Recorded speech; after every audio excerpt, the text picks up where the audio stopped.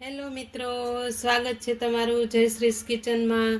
તો આજે આપણે બનાવીશું ભરેલો રોટલો। તો તેના માટે આપણે અહીંયા બાજરાનો લોટ, આદુ મરચાંની પેસ્ટ ને ધાણા ભાજી ને મેથી ભાજી બે મિક્સ છે અને સફેદ તલ લઈ લીધા છે। તો હવે આપણે સ્ટફિંગ તૈયાર કરી લઈએ। તો મેં અહીંયા એક બાઉલ લઈ લીધું છે, આપણે તેમાં સ્ટફિંગ તૈયાર કરી લઈશું। પહેલાં આપણે મેથીની ભાજી ને ધાણા બંને સાથે છે તે લઈ લેશું। સફેદ તલ ઉમેરી દઈશું। આદુ મરચાં અને લસણની પેસ્ટ એડ કરી દઈશું અને સ્વાદ પ્રમાણે મીઠું।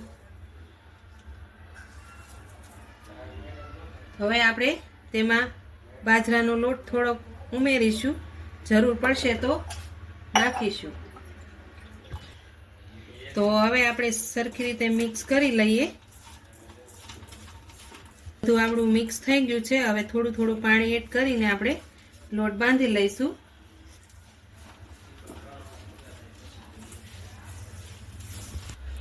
તો આપણો લોટ બંધાઈને એકદમ સરસ રીતે રેડી થઈ ગયો છે।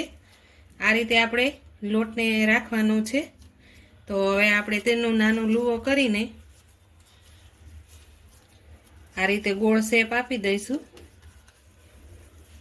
અને આપણે તેને આ રીતે બનાવી લઈશું। તો તૈયાર છે આપણો બાજરાનો રોટલો। આવી રીતે શેપ આપીને બનાવી લેવાનો છે। હવે આપણે અહીંયા આપણે તવી ગરમ કરવા મૂકી દીધી હતી, તો આપણી તવી ગરમ થઈ ગઈ છે। હવે આપણે રોટલાને તેમાં નાખી દઈશું। આપણે ઘીથી શેકવાનો છે, તો આપણે થોડું થોડું ઘી એડ કરીને શેકી લેવાનો છે।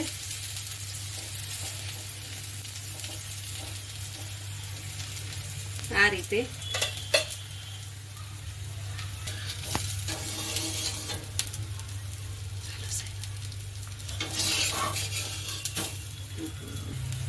તો આપણું પહેલું પડ થોડુંક બ્રાઉન કલરનું થઈ ગયું છે। હવે બીજી સાઈડ પલટાવી લીધું છે, તો પાછા થોડું ઘી એડ કરી દઈશું। તો એકદમ બંને બાજુ બ્રાઉન કલરનું થઈ જાય ત્યાં સુધી આપણે તેને શેકવાનો છે। તો આપણો રોટલો બંને બાજુ બ્રાઉન કલરનો તો થઈને શેકાઈ ગયો છે।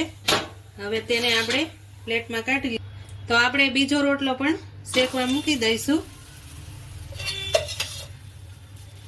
થોડું થોડું ઘી એડ કરીને બંને બાજુ શેકી લઈશું આ રીતે।